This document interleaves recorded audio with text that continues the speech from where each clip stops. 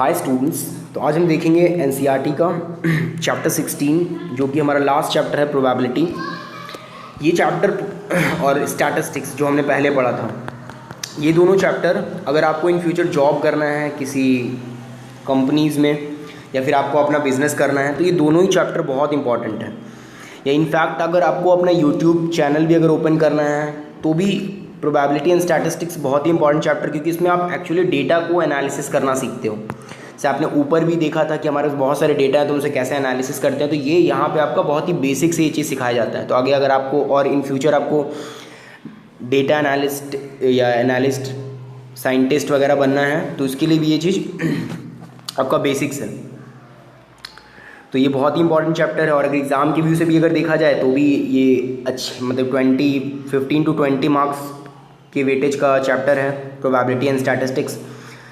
और आपको क्लास 12 में भी ये पढ़ना है ये चैप्टर प्रोबेबिलिटी, तो यहाँ पे भी आप इसका बेसिक सीखोगे। तो ये एक्चुअली बहुत ही इंपॉर्टेंट चैप्टर है और ये बहुत इजी भी है, तो आपको इसमें मज़ा भी आएगा और बहुत इंटरेस्टिंग भी है। तो इसे हम समझना स्टार्ट करते हैं।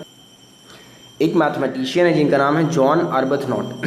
उन्होंने एक मैथ्स को लेकर के कोट बोला कि जो मैथमेटिकल रीजनिंग है, where mathematical reasoning can be had, it is a great a folly make use of any other.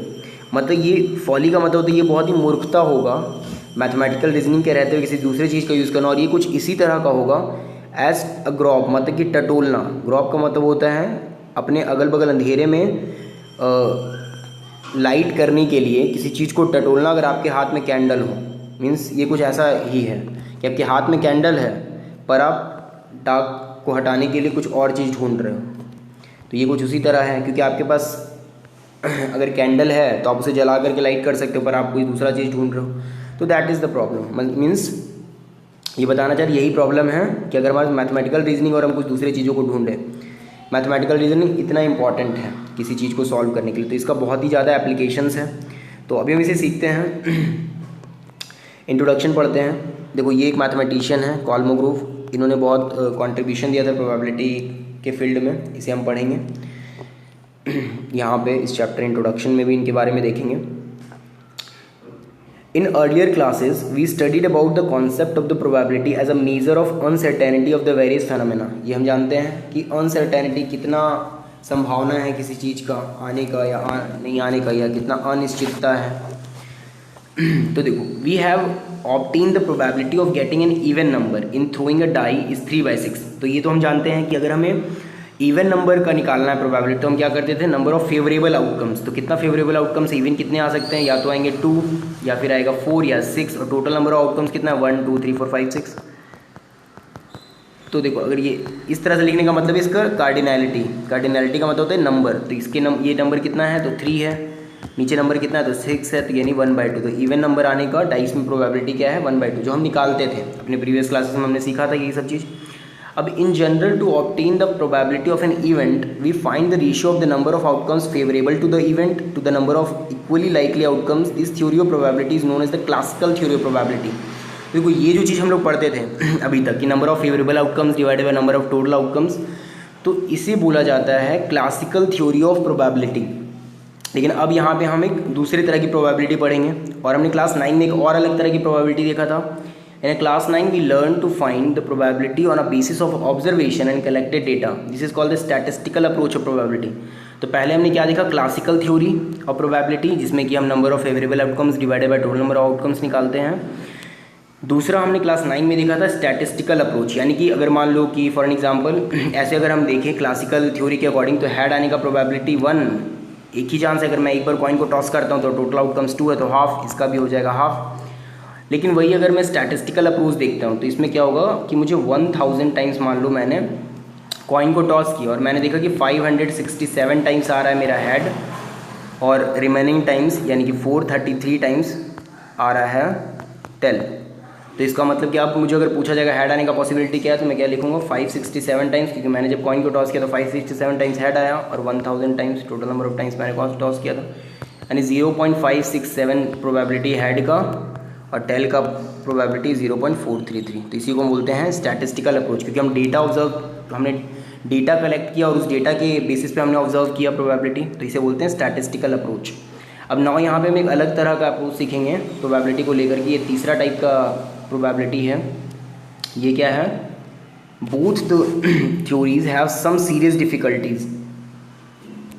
For instance this theories can not be applied to the activities experiments which have infinite number of outcomes. ये दोनों ही उस चीज़ पे नहीं लगा सकते जिसके infinite number of outcomes हो। क्यों? क्योंकि अगर इनफाइनाइट नंबर ऑफ आउटकम्स होंगे किसी भी चीज़ के तो हम नंबर नीचे total number of outcomes infinity लिखेंगे तो इसे हम सॉल्व ही नहीं कर पाएंगे, यानी ये डायरेक्टली जीरो हो जाएगा प्रोबेबिलिटी। तो इसीलिए हम ये चीज़ यूज़ नहीं कर सकते हैं। और मान लो कि ऊपर भी अगर इनफाइनाइट बार आउटकम्स है और ये इन्फिनिटी, तो हमने पढ़ा था ऑलरेडी लिमिट में कि इन्फिनिटी बाय इन्फिनिटी इस टाइप के कोई भी अगर नंबर होते हैं तो उसे हम मतलब उस नंबर के बारे में जानते ही नहीं हैं, हम इसे इनडिटर्मिनेट फॉर्म बोलते हैं। तो यहाँ पे हम क्या सीखेंगे? In the classical theory we assume all the outcomes are equally likely. और ये भी एक प्रॉब्लम है। हम क्लासिकल थ्योरी में क्या लेके चलते थे कि जो भी हमारे आउटकम्स है वो इक्वली लाइकली हैं उनके आने का चांसेस बराबर है, बट ऐसा नहीं होता in general. Recall that the comes are collected equally likely when we have no reason to believe that one is more likely to occur than the other। ये हम लोग कब बोलेंगे इक्वली लाइकली? जब हम ये नहीं बोल सके कि कोई दूसरा जो है वो ज़्यादा आने का चांसेस है। अगर हमारे पास किसी भी तरह से डेटा है कि कोई दूसरा वाला है वो ज़्यादा है, मतलब पहले वाले से बेटर है, तो हम लोग ये नहीं बोल सकते कि इक्वली लाइकली है। Now in other words we assume that all the outcomes have equal chances और probability to occur. Thus to define the probability we use likely, equally likely और इक्वली प्रोबेबल आउटकम्स, ये भी बोल सकते हैं। This is logically not a correct definition. Thus another theory of probability was developed by the A.N. Kolmogorov। ये जो हमने पढ़ा था ऊपर मैथमेटिशियंस के बारे में, ये तो एक रशियन मैथमेटिशियन थे जिन्होंने 1933 में he laid down some axioms to interpret probability in his book foundation of probability. तो इन्होंने एक बुक लिखा था फाउंडेशन ऑफ प्रोबेबिलिटी जो पब्लिश हुआ था 1933 में। In this chapter we will study about this approach called the axiomatic approach of probability. तो इसे क्या बोला जाता है? ये जो हम पढ़ेंगे यहाँ पे ये है एक्सियोमेटिक अप्रोच ऑफ प्रोबेबिलिटी। इसके बारे में हम सीखेंगे। तो अभी तक हमने क्या देखा था? क्लासिकल थ्योरी और स्टैटिस्टिकल, और यहाँ पे अब हम क्या देखेंगे? Axiomatic approach. तो ये एक्सियोमेटिक अप्रोच हम सीखेंगे यहाँ। To understand this approach we must know about the few basic terms called the random experiment के बारे में जानेंगे हम, sample space के बारे में, event और कुछ extra terms के बारे में जानेंगे। Let us learn about this all in what follows next। इसके बारे में हम यहाँ पे जानना स्टार्ट करते हैं। सबसे पहले हम सीखते हैं कि what is random experiments। तो ये क्या होता है random experiment? In our day-to-day life we perform many activities which have a fixed result no matter any number of times they are repeated। For example, given any triangle without knowing the three angles we can definitely see that the sum of the measure of angle is 180 degree. अब यहाँ पे ये क्या बोला जा रहा है कि अगर हमें कोई भी एक ट्राइंगल दिया जाए और हमें बोला जाए इन तीनों का सम निकालना है, तो हमें वो ट्राइंगल का कोई भी एंगल के बारे में पता ना हो, लेकिन हम बता सकते हैं कि उन तीनों का सम जो होगा वो ऑलवेज 180 डिग्री होगा, तीनों का सम। तो इसका मतलब यहाँ पे कोई प्रोबेबिलिटी का बात नहीं होगी, तो श्योर इवेंट है कि जो आएगा वो हमें डेफिनेटली पता है। We also perform many experiment activities where the result may not be the same when they are repeated under the identical condition। For example, when a coin is tossed it may turn up head or tail। But यहाँ पे क्या बोला जा रहा है कि हम लोग कुछ ऐसे एक्सपेरिमेंट भी करते हैं जिसमें जो आउटकम्स आएंगे वो डिफाइन नहीं किया जाएगी। वहाँ पे ऊपर वाले में हमने क्या देखा था? आइडेंटिकल था आउटकम, मतलब एक ही आएगा 180 डिग्री। लेकिन यहाँ पे इसके केस में जब हम एक कॉइन को टॉस करें तो या तो हेड भी आ सकता है या टेल भी आ सकता है, हम पहले से प्रेडिक्ट नहीं कर सकते हैं। But we are not sure which one of these results will actually be obtained। such experiment are called the random experiment। तो इस तरह के जो एक्सपेरिमेंट होते हैं इसे ही हम बोलते हैं रैंडम एक्सपेरिमेंट। ऐसे एक्सपेरिमेंट जिसका हमें रिजल्ट पता ना हो, मतलब कोई भी आउटकम्स आ सकते हैं, मतलब एक्चुअली आउटकम प्रेडिक्ट, मतलब ये पता हो कि ये ही आउटकम आएंगे। जैसे हम कॉइन को टॉस करते हैं पता होता है हेड या टेल आएंगे, लेकिन एग्जैक्टली पता नहीं होता कि कौन सा आउटकम आएगा। तो इसे और स्पेसिफिकली हमने डिफाइन किया है। An experiment is called the random experiment if it satisfies the following two conditions। पहला, it has more than one possible outcome, और it is not possible to predict the outcomes in advance। और हम लोग outcomes को advance में predict ना कर पाएँ और एक से ज़्यादा आउटकम हो।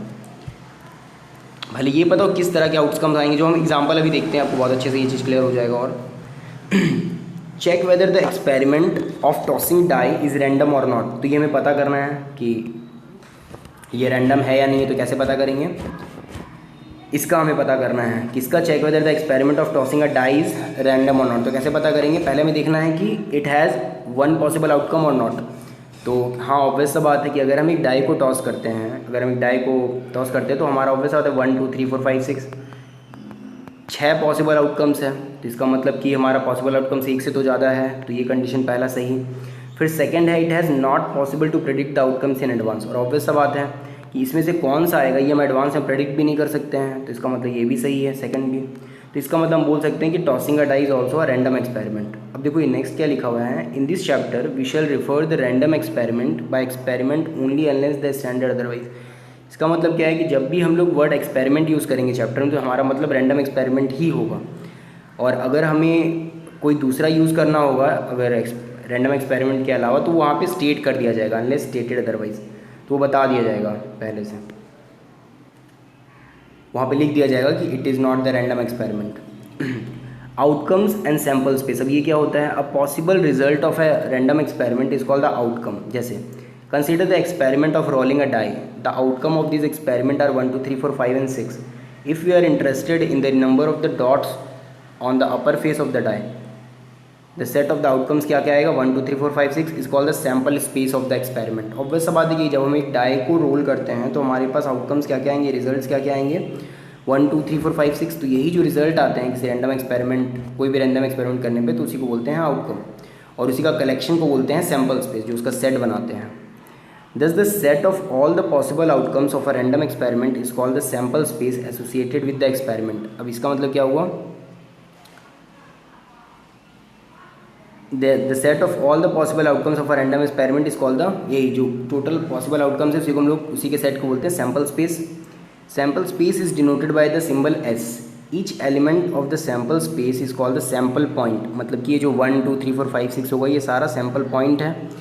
In other words, each outcome of the random experiment is called the sample point. Let us now consider more examples. Some examples हम यहाँ पे कुछ examples देखते हैं, तो अभी अच्छे समझते चलो, बहुत इंटरेस्टिंग एग्जाम्पल्स हैं इसमें। टोटली आपके 5 एग्जाम्पल्स दिए गए हैं और फिर कुछ एक्सरसाइज के क्वेश्चंस हैं। मैं ट्राई करूँगा कि आपको मैक्सिमम चीज़ें समझा सकूँ। तो हम देखते हैं, पहले हम 5 एग्जाम्पल समझते हैं अच्छे से, फिर नेक्स्ट क्लास में हम एक्जेमेटिक अप्रोच के बारे में, इसके बारे में समझेंगे। यहाँ पे हम भी सिर्फ जो बेसिक टर्म्स है उसे ही डिफाइन कर रहे हैं। तो देखो हमारा एग्जांपल 1 क्या है, 2 coins, a 1 rupee coin and a 2 rupee coin are tossed once, find a sample space। तो पहला क्या बोला जा रहा है, एक है हमारा 1 रुपये का कॉइन और एक है हमारा 2 रुपये का कॉइन। अब बोला जा रहा है कि दोनों को टॉस किया गया, फाइंड अ सैम्पल स्पेस। तो सैम्पल स्पेस क्या होगा, तो ऑब्वियस सा बात है कि 1 रुपये का कॉइन में भी हेड और टेल आएगा, 2 रुपये के कॉइन में भी हेड और टेल आएगा। तो clearly the coins are distinguishable in the sense that we can speak of the first coin and the second coin. Since either coin turn up the head और tail, the possible outcomes में भी, तो possible outcomes क्या क्या होंगे। तो देखो possible outcomes अगर हमें निकालना है तो हम क्या करते हैं, सबसे पहला जो हमें 1 रुपये का कॉइन और 2 रुपये का कॉइन बोल दिया गया था, तो हम मान लेते हैं कि अगर मैं ऐसे लिखता हूँ हेड कॉमा टेल, या फिर मान लो मैं लिखता हूँ ऐसे हेड टेल, तो इसका मतलब हुआ कि पहला 1 रुपये के कॉइन में हेड आया और 2 रुपये के कॉइन में टेल आया। यानी ये पहला वाला 1 रुपये को दिखा रहा है और दूसरा वाला 2 रुपये के कॉइन को दिखा रहा है। तो आई होप ये चीज़ क्लियर हो गया होगा। तो हम इसे ऐसे बना सकते हैं, यहाँ पे हेड ये टेल और ये भी हेड और ये टेल। तो अब हमें क्या बोला जा रहा है, 2 कॉइन को टॉस किया, क्या क्या पॉसिबिलिटीज़ देखते हैं। ये हेड अगर आएगा तो 2 पॉसिबिलिटी, या तो अगर पहले में हेड आता है तो दूसरे में हेड भी आ सकता है, टेल भी आ सकता है। तुम्हारा पॉसिबिलिटी क्या होगा, हेड हेड भी या फिर हेड टेल। और अगर मान लो पहले में टेल आता है तो या तो टेल हेड या टेल टेल, तो टेल हेड या फिर टेल टेल। तो ये हमारा सैम्पल स्पेस बन गया, यानी कि 4 सैम्पल पॉइंट्स होंगे। तो सैम्पल स्पेस में 4 आउटकम्स आएंगे, तो ये हो गया। अब देखो next, the outcomes of this experiment are ordered pair of H and T, head और tail. For the sake of simplicity the commas are omitted from the ordered pairs. तो हम लोग कॉमास को ओमिट कर देते, ये वाला बहुत सिंप्लिसिटी के लिए, ताकि इजीली लिखा जाए। तो इसलिए हमने ईजी लिखने के लिए, तो हमें पूरा लिखना पड़ता तो ये थोड़ा कॉम्प्लिकेटेड होता, इसलिए हमने सिर्फ लिखने की सिंप्लिसिटी के लिए ऐसे लिखे। इसका स्टैंड, इसका मतलब यही होता है T, T, मतलब कि पहले में T आया दूसरे में T, तो इसे हम ऐसे भी लिखते हैं अपनी सिंप्लिसिटी के लिए। तो आई होप ये चीज़ क्लियर हो गया होगा आपका। अब हम देखते हैं second number question. Find the sample space associated with the experiment of rolling of a pair of dice, one is blue and the other is red. तो पहला ब्लू है, दूसरा रेड है, and once find the number. तो हम लोग को sample space भी इसका निकालना है। तो हम लोग डाइस को थ्रो कर रहे हैं, तो हमें पता है कि पहले वाले डाइस में क्या क्या पॉसिबिलिटीज़, अगर ऐसे ही देखें तो 1 2 3 4 5 6, यहाँ भी पॉसिबिलिटी 1 2 3 4 5 6 है। तो पहला का पॉसिबिलिटी 6, 1 के साथ 6, 2 के साथ 6। तो अब देख रहे हो हर एक किसके साथ 6 पॉसिबिलिटी, इसके साथ 6 पॉसिबिलिटी, तो ऐसा ऐसा 6 ठो है। तो अब 6 + 6 + 6 6 टाइम करोगे तो अब 6 × 6 भी करोगे तो वही आएगा, यानी कि 36 पॉसिबिलिटीज़ होगा टोटल पॉसिबिलिटीज़। और देखो यहाँ पे वही चीज़ बता दिया गया है कि अगर पहला जो लिखा जा रहा है वो डिनोट कर रहा है ब्लू बॉल को, मतलब कि ब्लू डाइस को, और दूसरा रिप्रेजेंट कर रहा है रेड डाई को। तो 1 appears on the blue die and the 2 on the red die. We denote the outcomes by an order pair 1 2। 1, 2 अगर लिखा गया इसका मतलब कि 1 आया है ब्लू में और 2 आया है रेड में। If 3 appears on the blue die and 5 on the red, the outcomes is denoted by ordered pair 3, 5। ये आपका क्लियर हो गया कि ये जो पहला वाला है ये ब्लू को दिखा रहा है, ब्लू डाई में जो आया है, और ये जो दूसरा वाला है ये रेड डाई को दिखा रहा है। अब next, in general each outcome can be denoted by the ordered pair x, y, where x is the number appeared on the blue die and y is the number appeared on the red die. Therefore this sample space is given by। तो हमने क्या किया, एक random मान लिए। तो हम fix लिख रहे थे 3, 5 इस टाइप से, अब हम रैंडम ले लेते हैं x, y। अब ये हम क्या बोलेंगे कि यहाँ पे जो x है वो आ रहा है ब्लू वाले में, ब्लू डाई में, और ये y जो आ रहा है वो रेड डाई में आएगा। तो हम इसे कैसे लिख सकते हैं, S is equals to x, y, x is the number of the blue die and y is the number of the red die। तो ये इसका मतलब हुआ। अब द नंबर ऑफ एलिमेंट्स, ये सिंपल हमने सेट दिखा दिया। सैम्पल स्पेस जब हम बनाते तो ऑब्वियस बात है वो सारे x y कलेक्शन लेते हैं, जहाँ पे x जो ब्लू डाई में हो और y जो, और y is the number on the red die, जो रेड डाई में है। तुम्हारे पास पता है हमें ब्लू डाई में कितना आ सकता है, 1 2 3 4 5 6, और रेड डाई में 1 2 3 4 5 6। तो हमारे पास टोटल पॉसिबिलिटीज़ क्या हो जाएंगे, जब हम पहले वाले में जैसे ही हम ब्लू डाई में 1 लेंगे तो उसके बाद हमारे 6 पॉसिबिलिटीज़ बनेंगे। फिर 2 के अगर हम फर्स्ट वाले में 2 लेते हैं तो फिर उसके बाद 6 पॉसिबिलिटी। तो ऐसे ऐसे हम सारे पॉसिबिलिटीज़ को हमने लिख लिया और इसे हमने ब्रैकेट में लिख दिया, मतलब ये हमारा हो गया सेट। ब्रैकेट में जब हम एलिमेंट्स को लिखते हैं तो इसका मतलब ये सेट होता है, तो ये हमारा सैम्पल स्पेस हो गया 36 एलिमेंट्स का, अगर हम 2 डाई को एक साथ रोल करें, एक ब्लू और एक रेड। अब नेक्स्ट हमारा थर्ड क्वेश्चन है, in each of the following experiment specify the appropriate sample space. तो सैम्पल स्पेस किसका हमें बनाना है, a boy has a 1 rupee coin, a 2 rupee coin and a 5 rupee coin on his pocket. He takes out 2 coins out of his pocket, one after the other। तो अब क्या बोला जा रहा है कि इसका हमें सैम्पल स्पेस बनाना है। अगर बच्चे के पास 1 रुपया, 2 रुपये और 5 रुपये का कॉइन है, और अगर वो सिर्फ 2 कॉइन को निकाल रहा है एक के बाद दूसरा, तो उसका सैम्पल स्पेस क्या क्या आएगा। तो हमने क्या किया, मान लिए let Q be the 1 rupee coin, H denote the 2 rupee coin and R denote the 5 rupee coin, ताकि हमें लिखने में थोड़ा आसानी हो। तो आप खुद सोचो कि बच्चा अगर 1 रुपये का कॉइन फर्स्ट बार में निकाल लेते हैं, यानी क्यू निकाल लेता, तो उसके पास नेक्स्ट टाइम या तो 2 का निकाल पाएगा या 5 का, या तो क्यू एच हो पाएगा या फिर क्यू आर। उसी तरह से मान लो कि पहले ही अगर वो 2 रुपये का कॉइन निकाल लेता है एच, तो 2 पॉसिबिलिटी है, तो पहला फर्स्ट निकालेगा 1 rupee का कॉइन या फिर 5 rupee का कॉइन, सॉरी आर। और अगर मान लो कि वो फर्स्ट टाइम ही 5 rupee का कॉइन निकालता है तो उसके पास 2 पॉसिबिलिटी है, या तो 1 rupee का कॉइन या फिर 5 rupee का कॉइन, यानी कि टोटल 2 2 4 और 2 6 पॉसिबिलिटीज़ होंगी। इसे हम ऐसे भी देख सकते हैं कि अगर बच्चे को 2 निकालना है, 2 कॉइन्स, तो पहली बार में वो कोई भी 3 कॉइन निकाल सकता है और नेक्स्ट बार में कोई भी 2 कॉइन। तो जो आपने परम्यूटेशन एंड कॉम्बिनेशन पढ़ा होगा तो उसमें आपने देखा होगा कि टोटल नंबर ऑफ वेज जो आएंगे यहाँ पे मल्टीप्लाई करेंगे, क्योंकि ये वाला और ये वाला आपस में डिपेंडेंट है, तो लॉ ऑफ मल्टीप्लिकेशन होगा, तो यहाँ पे टोटल पॉसिबिलिटीज़ जो आएंगे वो 6 होंगे। तो आई होप ये चीज़ आपका क्लियर हो गया होगा अच्छे से। तो इसका आंसर हो जाएगा 6, जो कि तो टोटल सैम्पल स्पेस क्या बनेंगे, ये वाला QH HQ एंड ये इस तरह से। सो अब हमारा नेक्स्ट क्वेश्चन है, ये भी बहुत इंटरेस्टिंग है कि a person is noting down the number of accidents along a busy highway during the year.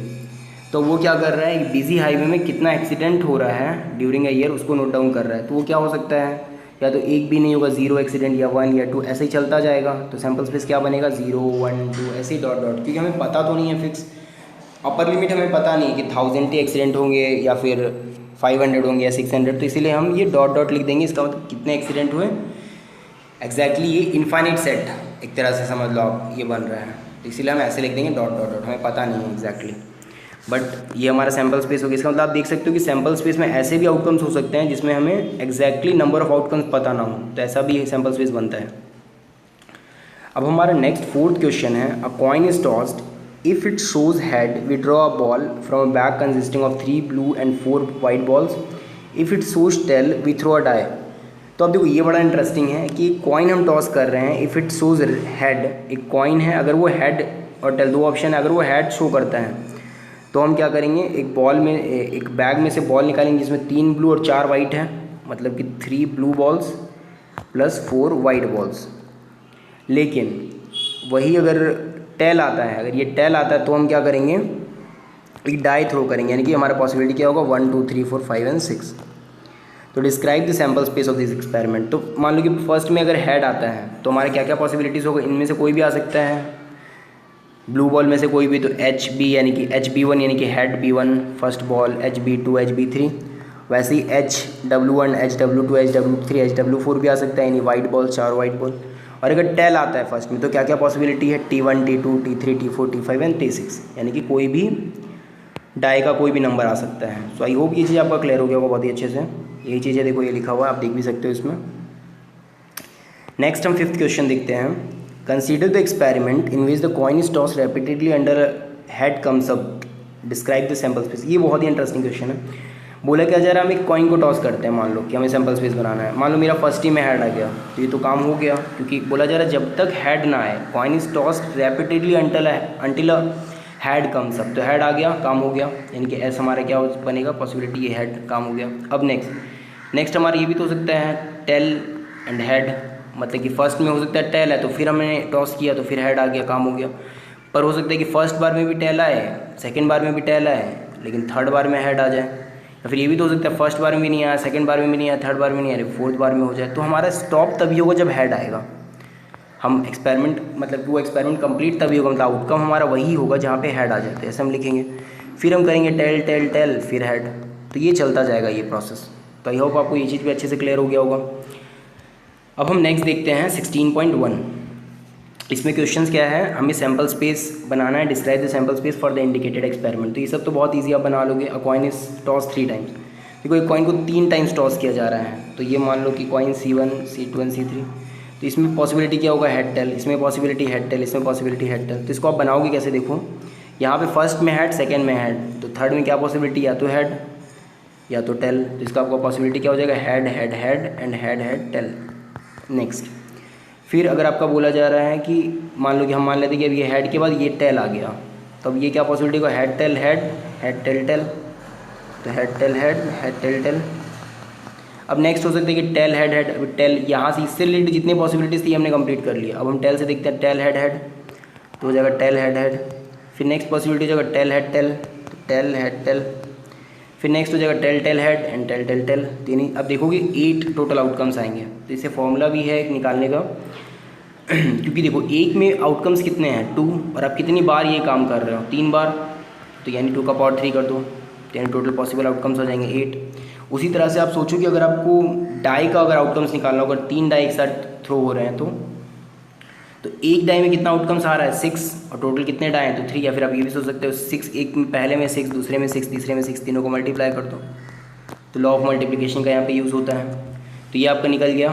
फिर a die is thrown 2 times, तो ये भी निकल जाएगा। A coin is tossed 4 times, 4 बार होगा तो आपको 4 बार बना लेना है। A coin is tossed and a die is thrown, अब इसका मतलब क्या है कि कॉइन को अगर टॉस कर रहे हैं हेड टेल और एक डाई को थ्रो कर रहे हैं जिसका पॉसिबिलिटी 1 2 3 4 5 6, तो आप देख सकते हो कि हेड आएगा तो ये 1 2 3 4 5 6, ये सारे पॉसिबिलिटी, या तो टेल आएगा और 1 2 3 4 5 6, तो यही टोटल 12 पॉसिबिलिटीज़ होंगे। यानी इसका 2 पॉसिबिलिटी इंटू इसका 6 पॉसिबिलिटी, यानी कि टोटल मिला के 12 पॉसिबिलिटी। फिर next, a coin is tossed then, ये 5th नंबर है, coin is tossed then a die is rolled once a head. देखो क्या बोला जा रहा है, a coin is tossed then a die is rolled only in the case a head is shown on the coin. अब इसका मतलब क्या है कि हमारे कॉइन में 2 पॉसिबिलिटी, हेड या टेल। अगर टेल आता है तो हमें कुछ नहीं करना है, लेकिन अगर हेड आ जाता है तो फिर हम क्या करेंगे, डाई को रोल करेंगे। तो ऑब्वियस सा बात है कि हेड आएगा तभी डाई को रोल कर रहे हैं, तो H1 H2 ऐसे करके H6 तक, तो यानी कि 6 पॉसिबिलिटी और प्लस 1 7 पॉसिबिलिटीज़ है टोटल। तो ऐसे ही इसमें कुछ क्वेश्चन और भी बाकी क्वेश्चन हैं, तो ये क्वेश्चंस आप बाकी ट्राई कर सकते हो, लेकिन मैं आपको थोड़ा थोड़ा फटाफट बता देता हूँ, सबका हिंट दे देता हूँ। 2 boys and 2 girls are in the room X and 1 boys and 3 girls are in room Y. Specify the sample space। तो ऑब्वियस सा बात है कि हमारे रूम्स कितने हैं, X और Y 2 रूम्स हैं, और फर्स्ट रूम में कितने बॉयज़ है, 2 बॉयज़ 2 गर्ल्स, और नेक्स्ट में 1 बॉय 3 गर्ल्स। तो आप इसमें ऐसे मान सकते हो कि जो 2 बॉयज़ है इसको आप नेमिंग कर सकते हो B1 B2, एंड गर्ल का G1 G2। उसमें जो बॉय है उसको आप लिख सकते हो B3, क्योंकि यहाँ पे 2 बॉयज़ ऑलरेडी है तो ये B3 लिख सकते हो नया नेम। और इसके लिए 3 गर्ल्स है तो आप G3 G4 G5 ले सकते हो, G1 G2 तो इसमें है रूम एक्स में। तो आपको सैम्पल स्पेस बनाना है। तो यहाँ पे बोला क्या जा रहा है कि sample space for the experiment in which a room is selected and then a person. तो पहले रूम को सेलेक्ट करेंगे, तो कौन सा रूम हम सेलेक्ट करते हैं, तो मान लो रूम अगर एक्स सेलेक्ट करते हैं तो इसकी पॉसिबिलिटी क्या है, तो ये possibility XB1 XB2 XG1 XG2। फिर वाई अगर आएगा तो उसके बाद ये सब पॉसिबिलिटी है YB3 YG3 YG4 YG5। तो ये होगा। आई थिंक आपको ये चीज़ अच्छे से क्लियर हो गया होगा। नेक्स्ट अब 7 नंबर देखते हैं। 1 die of the red colour 1 of the white colour and. तो ये कलर का क्वेश्चन ऑलरेडी मैंने ऊपर बताया था, ये वैसा ही है, उसी तरह से आपको सैम्पल स्पेस निकालना है। तो देखो यहाँ पे बोला क्या जा रहा है कि 1 die selected at random and the rolled its colour and the number on its uppermost face is noted, describe the sample space. तो ऑब्वियस सा बात है कि अगर रेड आता है रेड कलर, तो उसकी क्या पॉसिबिलिटीज़ आएंगे R1, मतलब कि 1 2 3 4 5 एंड 6। वैसे ही इसके लिए होगा, वाइट के लिए 1 2 3 4 5 6 और ब्लू के लिए 1 2 3 4 5 6। तो ये आप देख। तो हम नेक्स्ट देखते हैं question number 8। An experiment consist of the recording the boy girl competition of the families with the 2 children. What is the sample space if you are interested in knowing whether it is a boy or a girl in the order of their births. तो obvious सा बात है हमारे पास boy और girl का option है। Next one consist of recording the boy girl competition of family with the 2 children. तो हो सकता है कि या तो पहले बॉय आए या फिर गर्ल, मतलब कि ये बी फर्स्ट में लिखा गया मतलब पहले बॉय आए फिर गर्ल, या फिर ये भी हो सकता है पहले गर्ल आए फिर बॉय, या फिर दोनों बॉय बॉय हो या दोनों गर्ल गर्ल हो। तो हमारे पास 4 पॉसिबिलिटीज़ होंगे। तो ये हो जाएगा हमारा सैम्पल स्पेस। ये था हमारा boy girl composition, it's not a competition, sorry. Next है what is the sample space if we are interested in the number of the girls in the family. What is the sample space if we are interested in the number of the girls in the family. इसका मतलब क्या हुआ कि यहाँ पे sample space क्या होगा, अगर हम लोग जानना चाहते हैं number of girls in the family, तो नंबर ऑफ गर्ल्स क्या हो सकती है, तो इसका सैम्पल स्पेस क्या बनेगा, या तो 0 गर्ल्स होगी, एक भी गर्ल नहीं, या फिर 1 गर्ल या 2 गर्ल। क्योंकि हमने पॉसिबिलिटीज़ क्या बनाया था, BG GB GG and BB। तो देखो यहाँ पे अगर ये सैम्पल स्पेस अगर ये होता है नहीं 2 बॉयज़ तो एक भी गर्ल नहीं 0। अगर 1 गर्ल होती है तो देखो ये ऑप्शन है, और 2 गर्ल यानी कि ये ऑप्शन, यानी कि हमारा ये बनेगा 0 1 एंड 2। नेक्स्ट है a box contains 1 red 3 identical white balls, 2 balls are drawn at random in succession without replacement, write the sample space with this experiment. अब क्या बोला जा रहा है, 1 रेड है और 3 आइडेंटिकल वाइट बॉल्स हैं, तो 2 ball are drawn at random in succession without replacement. अब देखो ये आप अच्छे समझ लो, विदाउट रिप्लेसमेंट और रिप्लेसमेंट का मतलब क्या होता है। विदाउट रिप्लेसमेंट का मतलब वो हमने एक बॉल निकाल लिया, उसके बाद फिर हमने उसे रिप्लेस नहीं किया, दोबारा रखा नहीं। और रिप्लेसमेंट का मतलब क्या होता है, हमने एक बॉल निकाल लिया फिर दोबारा मतलब उसे फिर हमने अंदर डाल दिया। तो एक्चुअली रिप्लेसमेंट के केस में क्या होता है, हमारा जो पहला जिस सिचुएशन में केस हो रहा होता है, सेकंड हमारा उसी सेम सिचुएशन में हो रहा होता है। बट विदाउट रिप्लेसमेंट के केस में क्या होता है कि हमने पहले जब कोई काम को कर लिया तो जब हम दोबारा उस काम को मतलब दूसरा बार वो कर रहे हैं, मान लो कि हमने एक बॉल को निकाल लिया किसी कंडीशन में जिसमें 4 बॉल्स थे, लेकिन अब हमने क्या किया, एक बॉल निकालने के बाद फिर दोबारा जब बॉल निकाला विदाउट रिप्लेसमेंट, तो अब हमारा कंडीशन बदल चुका है क्योंकि हमारे पास उसमें 3 बॉल ही बचे हुए हैं। तो यहाँ पे सिचुएशन चेंज हो जाता है। तो हमें क्या बोला जा रहा है कि 2 balls are drawn at random in succession without replacement, draw the sample space. तो ड्रॉ द सैम्पल स्पेस। तो सैम्पल स्पेस क्या हो सकता है कि अगर मान लो पहला वाले में रेड आ गया तो फिर ये W1, फिर रेड आया W2, रेड W3, तो इस तरह से आप लिख सकते हो। और अगर मान लो W1 आता है तो फिर क्या क्या पॉसिबिलिटीज़ हैं इस तरह से।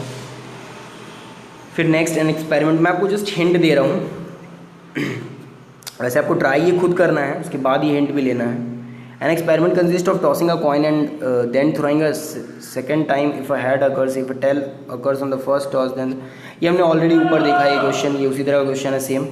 N experiment consist of a tossing a coin and then throwing a second time and then throwing it second time if head occurs, if a tail occurs in the first toss then a die is rolled. तो ये आप लिख सकते हो आराम से कि head आएगा तो कुछ अलग केस, टेल आएगा, मान लो हेड के टाइम पे अगर डाइस रोल कर रहे हैं तो हेड 1 हेड 2 ऐसे, और टेल के टाइम पे अगर फिर एक कॉइन टॉस कर दो फिर हेड एंड टेल। इसका टेल है टेल टेल, ये आप लिख सकते हो। लेकिन बच्चों को कन्फ्यूजन यहाँ पे भी होता है कि अगर ऐसा अगर लिखा हुआ है, कैसे मान लो कि हेड के टाइम पे हम डाई रोल कर रहे हैं तो पॉसिबिलिटी 1 2 3 4 5 6 होगी, लेकिन अगर टेल के टाइम पे अगर हम कॉइन टॉस करें तो फिर हेड और टेल आएगा, तो अगर हेड आता तो फिर क्या डाई रोल करेंगे, तो ऐसा नहीं है। अगर फर्स्ट केस में हेड आता तो हम डाई रोल करते, लेकिन टेल आने के बाद जब हम कॉइन टॉस करेंगे तो उसमें हेड या टेल ही आएगा सिर्फ, उसके बाद हम कोई टॉस नहीं करेंगे कॉइन को या डाई रोल नहीं करेंगे। नेक्स्ट है हमारा, suppose 3 bulbs are selected at random from a lot, each bulb is tested and classified as the defective or the non-defective, write the sample space of this experiment। तो obvious सा बात है कि अगर हम 3 बल्ब सेलेक्ट करें तो क्या क्या पॉसिबिलिटीज़ हो सकती है। ये बिल्कुल उसी तरह से है जो हमने कॉइन का देखा था। मान लो non defective defective, non defective defective, non defective defective, तो क्या क्या possibility, non defective non defective non defective non defective non defective defective. तो ऐसे आप बना सकते हो सेम, ये हमने ऑलरेडी डिस्कस किया था कॉइन्स का। तो उसी में आपको सिर्फ हेड को एन से रिप्लेस कर देना है, मतलब नॉन डिफेक्टिव से, और टेल को डिफेक्टिव से, एंड देन इसका सैम्पल स्पेस बना लेना है। Now a coin is tossed if the outcome is head, a die is threw. अब देखो क्या बोला जा रहा है कि कॉइन को टॉस किया जा रहा है कि अगर हेड आता है तो डाई को फेंका जाएगा, तो क्या हो जाएगा, H1 H2, ये सारी पॉसिबिलिटीज़ आएंगे H6 तक। If the die shows an even number, और अगर डाई में इवन नंबर आ रहा है, the die is thrown again, और एक डाई को थ्रो किया जाएगा। तो ऑब्वियस सा बात है कि हमारा H1 तो आएगा, लेकिन जैसे ही हमारा H2 आता है तो हमारे पास फिर एक डाई को थ्रो किया जाएगा, तो क्या पॉसिबिलिटी होगा, H21 H22 ऐसे H6 तक। लेकिन फिर आपको ये डाउट होगा कि अगर H2 फिर अगर इवन आ गया तो फिर डाई को थ्रो करेंगे, तो नहीं। इस सेकेंड बार में अगर मान के चलो जब हमने एक हेड, हमारा हेड आया और हमने डाई को थ्रो किया, अगर उसमें इवन आते हैं तो फिर हम एक डाई को थ्रो करेंगे, उसके बाद फिर अगर इवन आता है तो हम डाई को थ्रो नहीं करेंगे। तो आप ये बना करके लिख सकते हो। और एक कॉइन को थ्रो करें तो ऑब्वियस बात, एक तो आएगा ही टेल, और फिर H1 H2 आया तो H21 H22 H23 H6 तक, फिर H3 आएगा तो कुछ नहीं, थर्ड अगर ऑड आया तो, मतलब सेकंड अगर में ऑड अगर आया तो हम यहाँ कुछ नहीं करेंगे। लेकिन जैसे ही H4 आएगा तो फिर हम एक कॉइन को टॉस करेंगे, मतलब सॉरी एक डाई को थ्रो करेंगे, तो H41 H42, मतलब कॉमा देके हम लिखेंगे H41 H42 H46 तक। तो ये आप बना सकते हो, मैंने आपको आइडिया दे दिया है। नेक्स्ट ये हमारा कि अगर the number 1 2 3 the numbers 1 2 3 and 4 are written separately on the 4 slips of the paper, the slips are put in a box and mixed thoroughly, a person draws 2 slips from the box one after the other without replacement, describe the sample space। तो ये भी आप आराम से बना सकते हो कि टोटल क्या है हमारे पास 1 2 3 4, तो इसमें से कौन से 2 आ सकते हैं। अगर मैंने पहले को चुना तो मेरे पास क्या क्या पॉसिबिलिटीज़ है, 2, मतलब क्योंकि मुझे 2 ही निकालना है, तो 1 के बाद 2 ऑप्शन है, 1 के बाद 3 ऑप्शन है, 1 के बाद 4। वैसे ही मैं 2 चुनूँगा तो 2 2 2 3 and 2 4, तो ऐसे आप लिख सकते हो ये बना करके।